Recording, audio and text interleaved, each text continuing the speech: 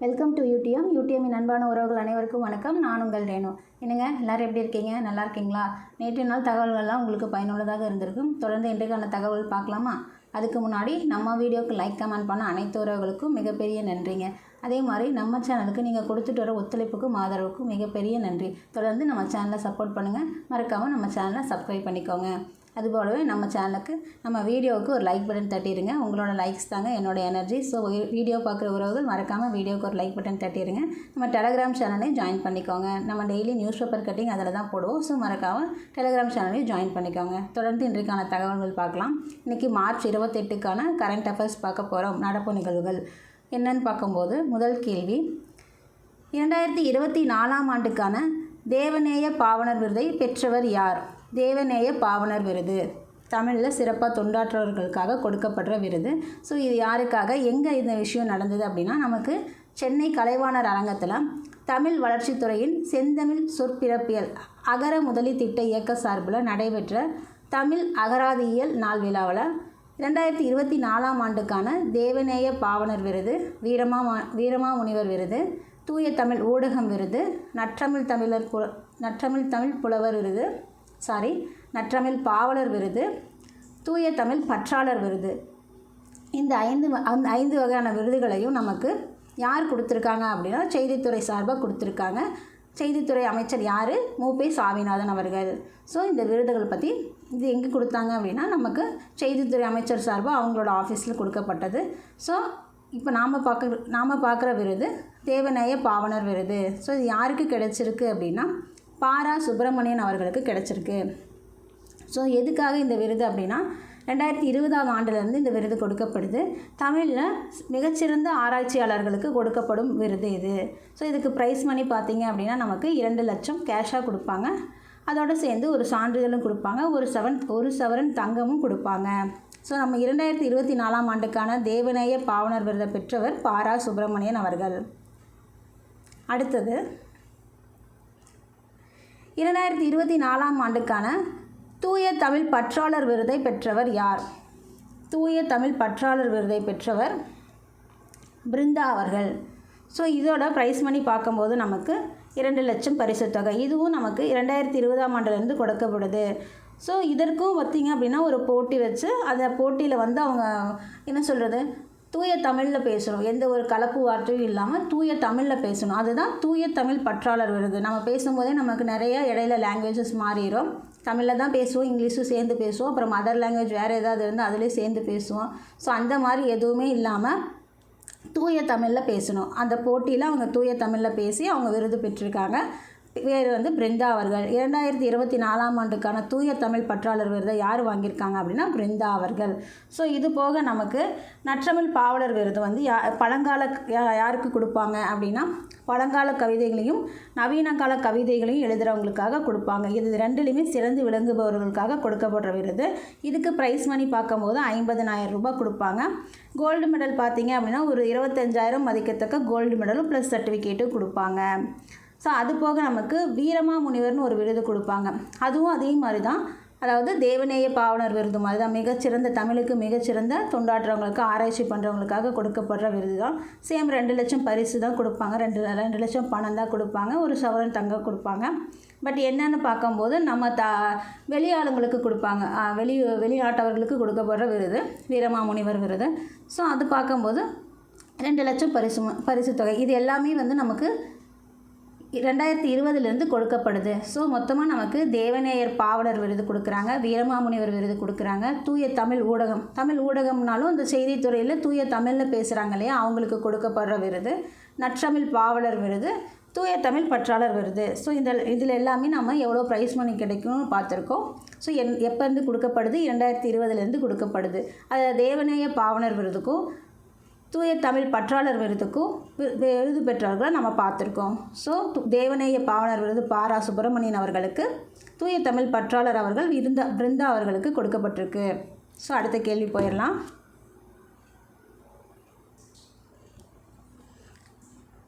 வெளிப்படையான இடமாற்றங்களுக்காக மொபைல் செயலியை எந்த மாநில காவல்துறை அறிமுகப்படுத்தி உள்ளது? ஸோ வெளிப்படையான இடமாற்றங்கள் அப்படின்னா டிரான்ஸ்ஃபர்மேஷன். அந்த டிபார்ட்மெண்ட்டில் நடக்கிற டிரான்ஸ்ஃபர்மேஷனுக்கு டிரான்ஸ்ஃபராக இருக்கணும், அதாவது வெளிப்படையாக இருக்கணும். அதுக்கான ஒரு மொபைல் செயலியை எந்த மாநிலம் பார்த்திங்க அப்படின்னா எந்த மாநில காவல்துறை அறிமுகப்படுத்தி உள்ளதுன்னு கேட்டிருக்காங்க. ஸோ நமக்கு ஆன்சர் பார்த்திங்க அப்படின்னா மேற்கு வங்காளம். ஸோ காவல்துறையில் நடக்கக்கூடிய இடமாற்றங்களோட வெளிப்படைத்தன்மை தேவைப்படுறதுக்காக இந்த ஒரு ஆப்பை மேற்கு வங்காள காவல்துறை வந்து செயல்படுத்தியிருக்காங்க. ஸோ ஒரு புதிய மொபைல் செயலியை வந்து இவங்க அறிமுகப்படுத்தியிருக்காங்க. இந்த மொபைல் செயலி பார்த்திங்க அப்படின்னா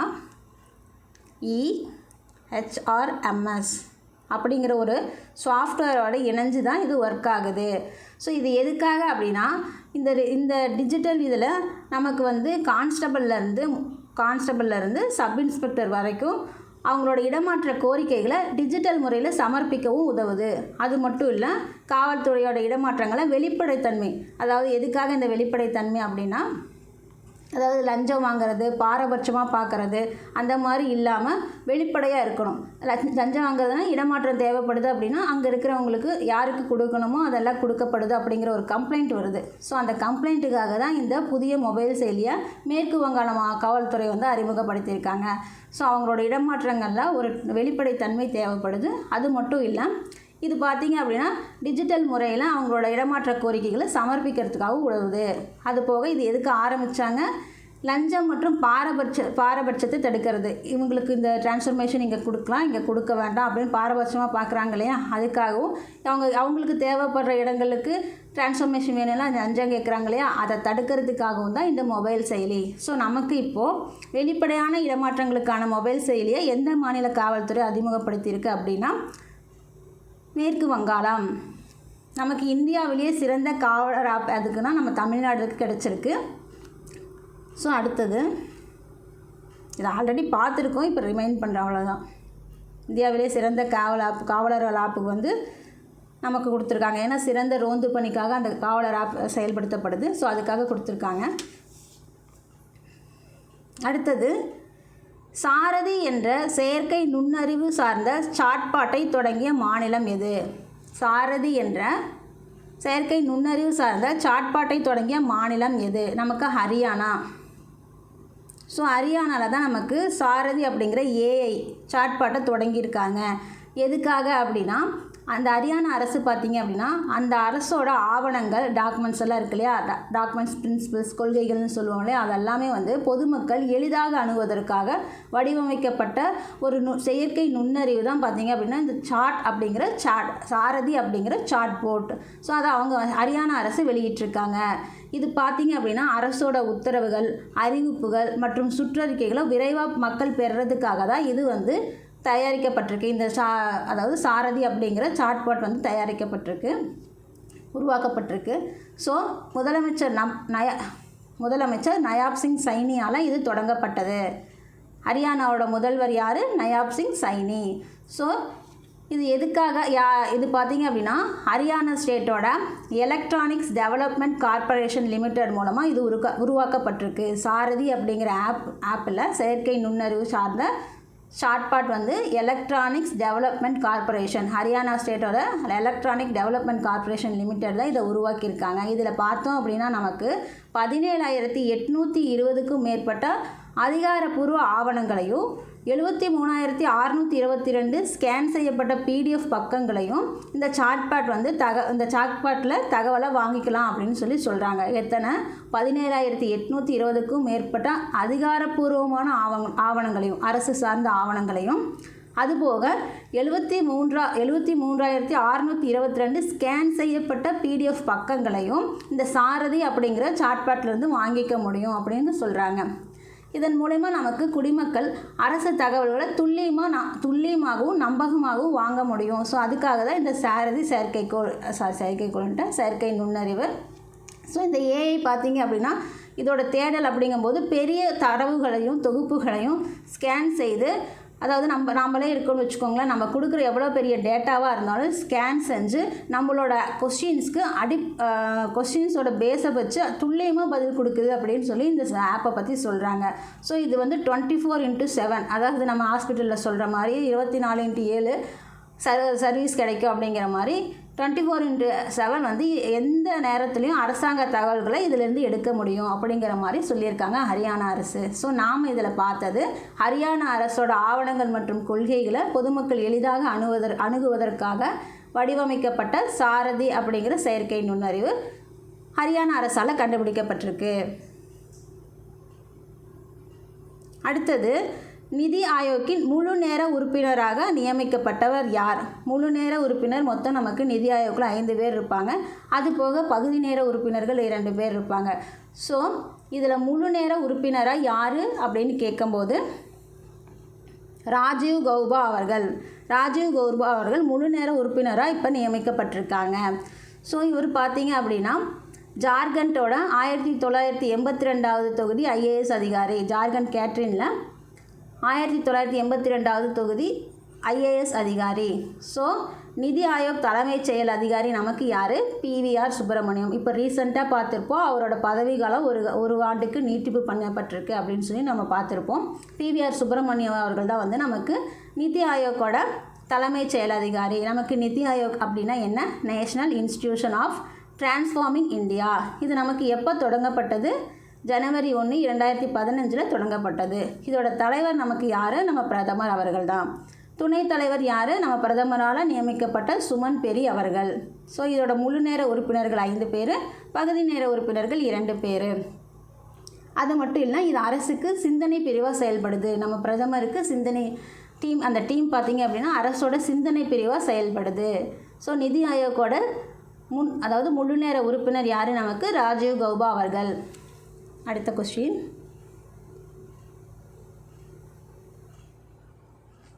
காசநோய் முடிஞ்ச பாடு இல்லையா அப்படின்னு கேட்குறீங்களா?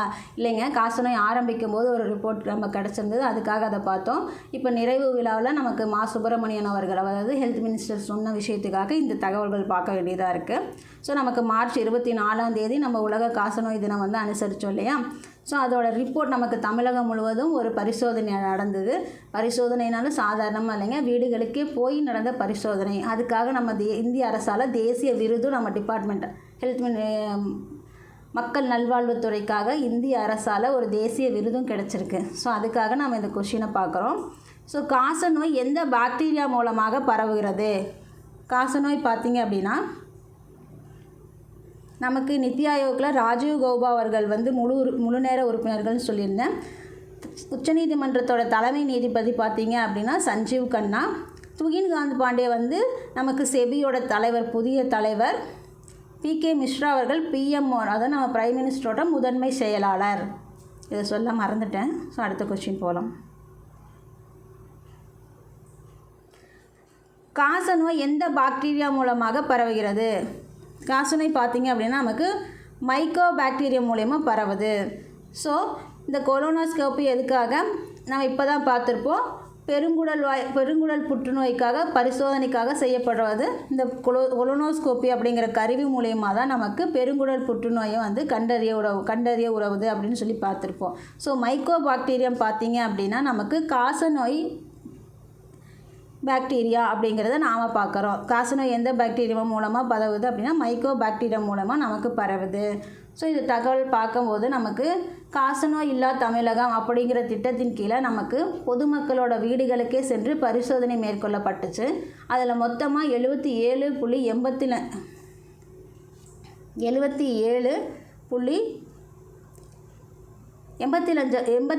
லட்சம் பேருக்கு பரிசோதனை மேற்கொண்டதில் நமக்கு புதுசாக வந்து 21,788 புதிய நோயாளிகள் கண்டுபிடிக்கப்பட்டிருக்கு. நம்ம ஆல்ரெடி 21,700 பேர் பக்கமாக பார்த்தோம் நம்ம தமிழ்நாட்டில் இருக்காங்க அப்படின்னு.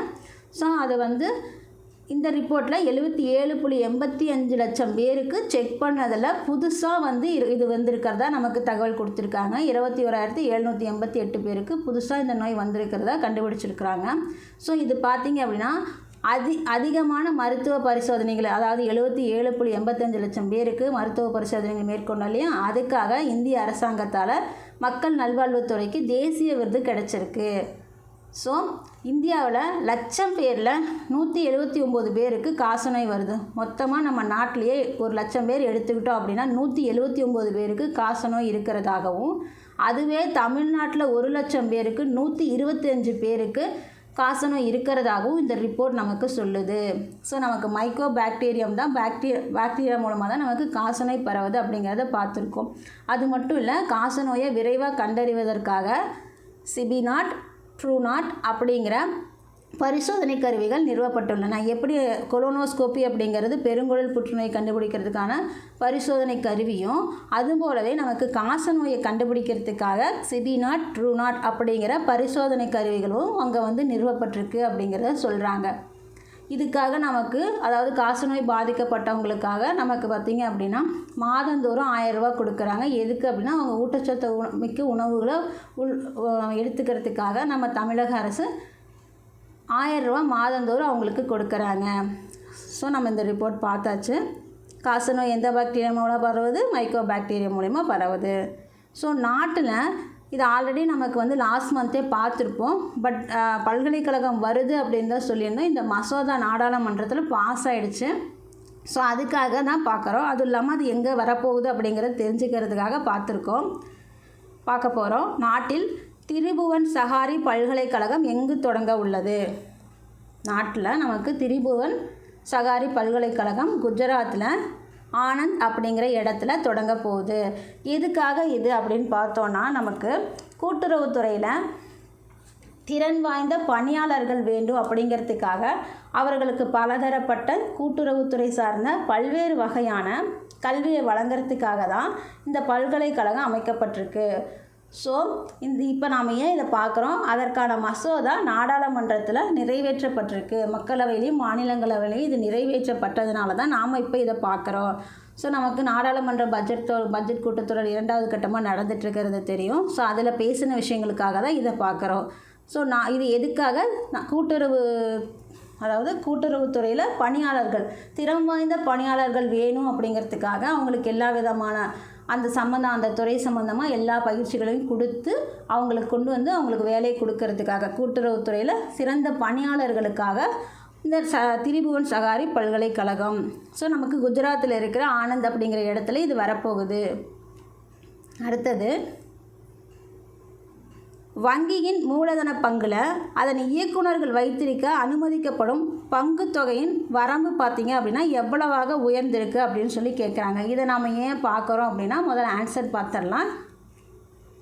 2 கோடி பங்கு தொகையோட வரம்பு எவ்வளவா உயர்ந்திருக்கு அப்படின்னா 2 கோடி. அப்போ எவ்வளவா இருந்தது அப்படின்னு ஒரு கேள்வி வரும் இல்லையா? 5 லட்சமாக இருந்துச்சு.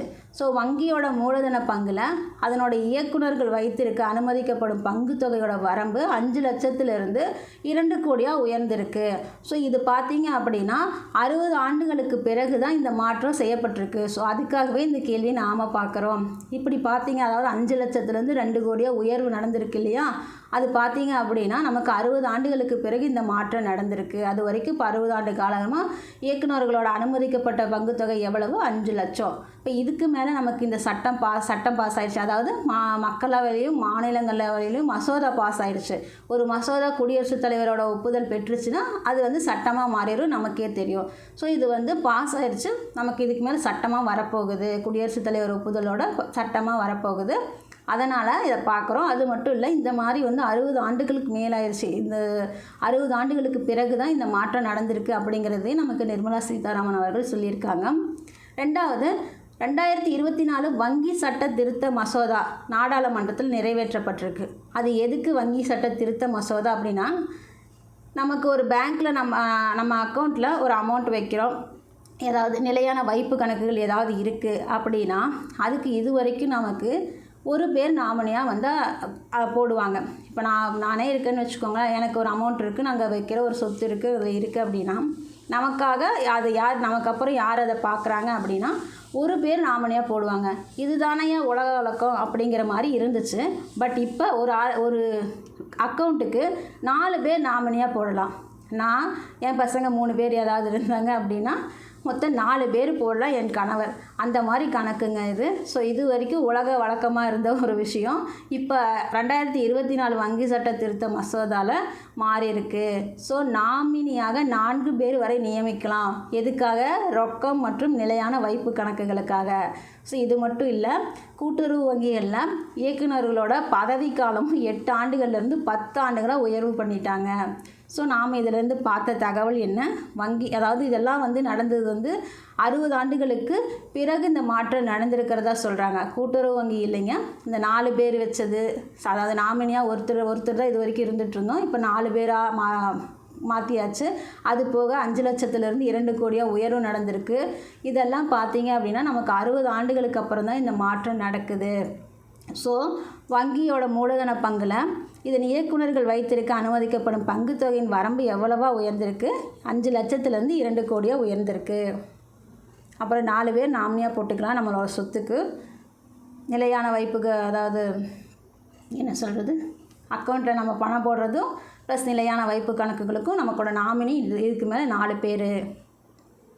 அப்புறம் ஒரு அப்பாயின்மெண்ட் ஒன்று, நெடும்போ நந்தி நட்டைட்வா எந்த நாட்டோட முதல் பெண் அதிபராக பதவி ஏற்றிருக்காங்க?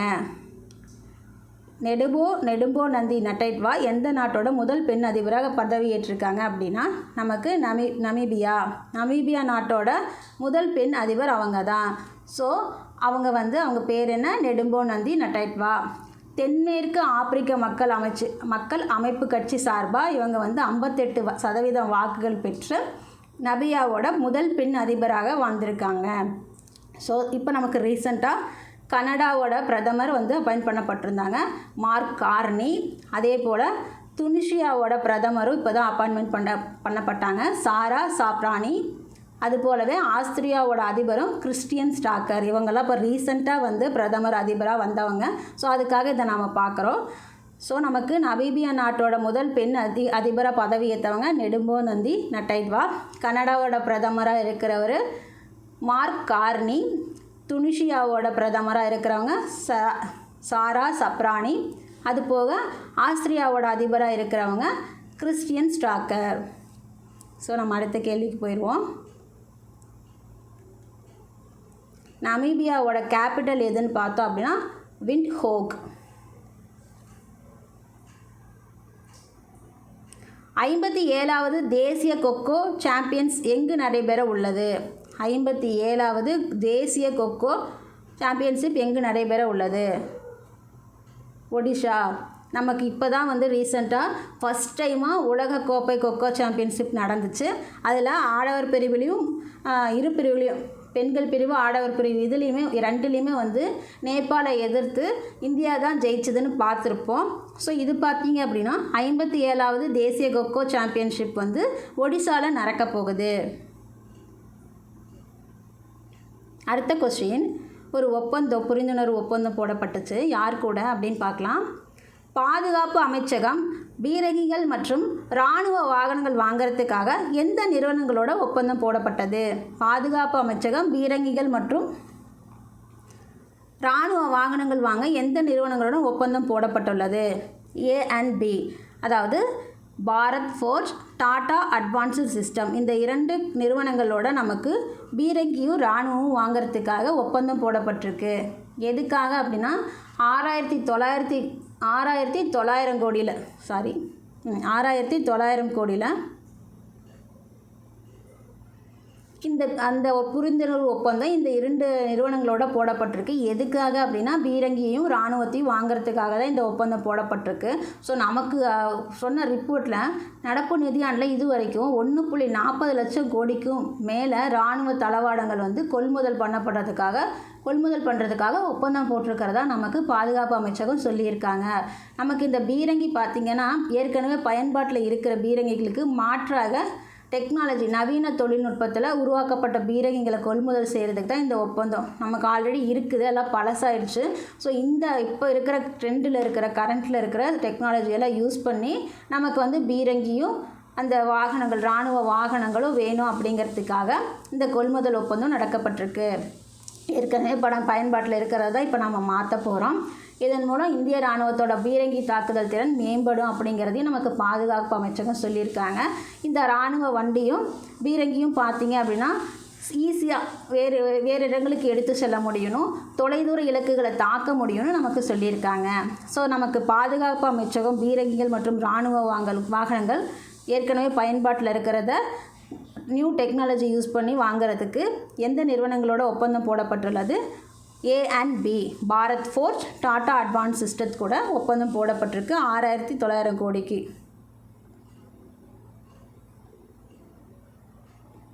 அடுத்தது, இப்போ ஜோர்டானில் நடைபெற்ற ஆசிய மல்யுத்த சாம்பியன்ஷிப்பில் வெண்கல பதக்கம் வென்றவர் யார்? ஆசிய மல்யுத்த சாம்பியன்ஷிப்பில் வெண்கல பதக்கம் வென்றவர் யார் அப்படின்னா சுனில்குமார் அவர்கள். ஜியாசின் ஹூவங் அப்படிங்கிறவரோட போட்டியிட்டு இவர் வந்து ஜெயிச்சிருக்காரு. ஸோ வெண்கலம் வாங்கியிருக்காரு. வெண்கல பிரிவில் விளையாண்டு ஜியாசின் ஹூவங்கை எதிர்த்து சுனில்குமார் அவர்கள் வந்து ஆசிய மல்யுத்த சாம்பியன்ஷிப்பில் வென்றிருக்காரு. ஸோ இது வந்து ஜோர்டானில் நடந்தது. இவர் பார்த்தீங்க அப்படின்னா நமக்கு 87 கிலோ கிரேக்கோ ரோமன் எடை பிரிவில் இந்தியாவை சேர்ந்த சுனில்குமார் அவர்கள் வந்து வெண்கலம் வாங்கியிருக்காங்க. ஸோ ஜியாஜுன் ஹூவாங் வந்து சீனாவை சேர்ந்தவர். இதுவே ஆசிய மல்யுத்த சாம்பியன்ஷிப்பில் சுனில்குமார் அவர்கள் பார்த்திங்க அப்படின்னா 2009 வெள்ளி வாங்கியிருந்தார். இப்போ பார்த்தீங்க அப்படின்னா 2025 வெண்கலம் வாங்கியிருக்காரு. ஸோ அது மட்டும் இல்லை, நமக்கு சுமித் ரெட்டி யார் அப்படின்னா இப்போ ஓய்வு அறிவிச்சிருக்காங்க. இந்திய பேட்மிண்டன் இரட்டையர் பிரிவு வீரரான சுமித் ரெட்டி பார்த்தீங்க அப்படின்னா இனி முழு நேர பயிற்சியாளராக செயல்பட இருப்பதாக தெரிவிச்சிருக்காங்க. தற்போது தனது ஓய்வையும் அறிவிச்சிருக்காங்க. முழு நேர பயிற்சியாளராக இருக்க போகிறதா சொல்லியிருக்காங்க. இவர் யார்? இந்திய பேட்மிண்டனோட இரட்டையர் பிரிவு வீரர் சுமித் ரெட்டி அவர்கள். அதுபோக காயத்ரி சக்கரவர்த்தி ஸ்பீவக், நேற்று நான் கொஷினாக கேட்குறதுக்கு அது எடுக்கிறதுக்கு மறந்துட்டேன். ஸோ ஹோல்பர்க் ப்ரைஸ் வாங்கின 2025 ஹோல்பர்க் ப்ரைஸ் வாங்கினவங்க தான் காயத்ரி சக்கரவர்த்தி ஸ்பீவக் அவர்கள்.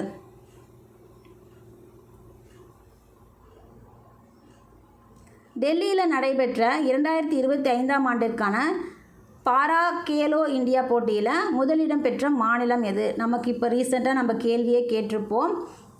எங்கே நடக்குதுன்னு கேட்டிருப்போம். 2025 ஆண்டிற்கான பாரா கேலோ இந்தியா போட்டி எங்கே நடைபெறுதுன்னு கேட்டிருப்போம். அப்போ வந்து நம்ம சொல்லியிருப்போம் டெல்லி அப்படின்னு சொல்லி.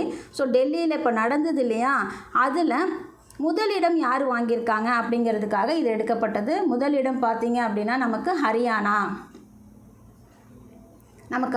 தான் பார்த்தீங்கன்னா 2025 ஆண்டுக்கான பாரா கேலோ இந்தியாவோட வின்னர்ஸு.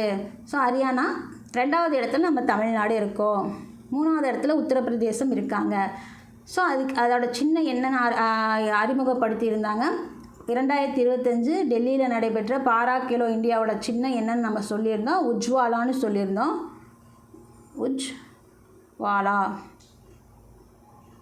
உஜ்வாலான்னு சொல்லியிருந்தோம். அதாவது உஜ்வாலானா வீட்டு பறவைகள், சிட்டுக்குருவி, வீட்டுக்குள்ளே வந்து போயிட்டுருக்குற அந்த சிட்டுக்குருவி தான். ஸோ உருவச்சின்னம் வந்து உஜ்வாலாவை அறிமுகப்படுத்தியிருந்தாங்க. ஸோ நம்ம அடுத்த கேள்விக்கு போயிடலாம். அது போலவே நமக்கு கபடி போட்டி நடக்குது இந்தியாவில். ஃபஸ்ட் டைமாக ஆசியா கண்ட்ரிஸை தாண்டி இங்கிலாந்து நடைபெறுதுன்னு பார்த்துருப்போம் கேள்வியாக. இப்போ அங்கேயும் வின் பண்ணிட்டாங்க. யார் அப்படின்னா பெருமைக்குரிய விஷயந்தாங்க, இந்தியா தான் வின் பண்ணியிருக்காங்க.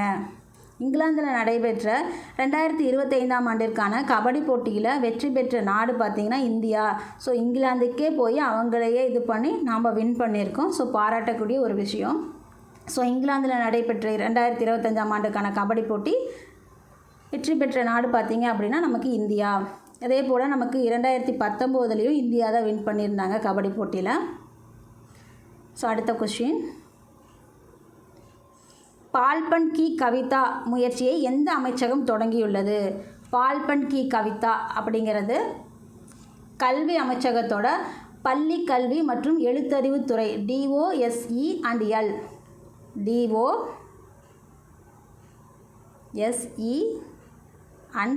அப்படிங்கிறது பள்ளி கல்வி மற்றும் எழுத்தறிவுத்துறை. இது சார்பாக வந்து நமக்கு அந்த பால்பன் கி கவிதா முயற்சியை தொடங்கியிருக்காங்க. ஸோ நமக்கு ஆன்சர் பார்த்திங்க அப்படின்னா கல்வி அமைச்சகம். இது எதுக்காக அப்படின்னா தேசிய கல்விக் கொள்கை NEPன்னு சொல்லுவோம் இல்லையா, நேஷ்னல் எஜுகேஷன் பாலிசி. ஸோ 2020 தொடங்கப்பட்டது. தொடக்க கல்வியை உலகளாவிய தொடக்க கல்வியில் உலகளாவிய உயர்தர ஆரம்ப குழந்தை பருவ கல்வி மற்றும் பன்மொழி பயிற்சியின் அவசியத்தை எடுத்துக்காட்டுது இந்த தேசிய கல்விக் கொள்கை. தேசிய கல்விக் கொள்கை நமக்கு என்ன சொல்லுது? தொடக்க கல்வி இருக்கு இல்லையா, அதில் உலகளாவிய உயர்தர ஆரம்ப குழந்தை பருவ கல்வி மற்றும் பன்மொழி பயிற்சியின் அவசியத்தை எடுத்துக்காட்டுது. ஆரம்பத்திலிருந்து அதாவது பன்மொழி பயிற்சி, ஒரு மொழி தான் 2 மொழி தான் இல்லாமல் பன்மொழி பயிற்சியோட அவசியத்தை எடுத்து காட்டுறது தான் நமக்கு தேசிய கல்விக் கொள்கை 2020. ஸோ இது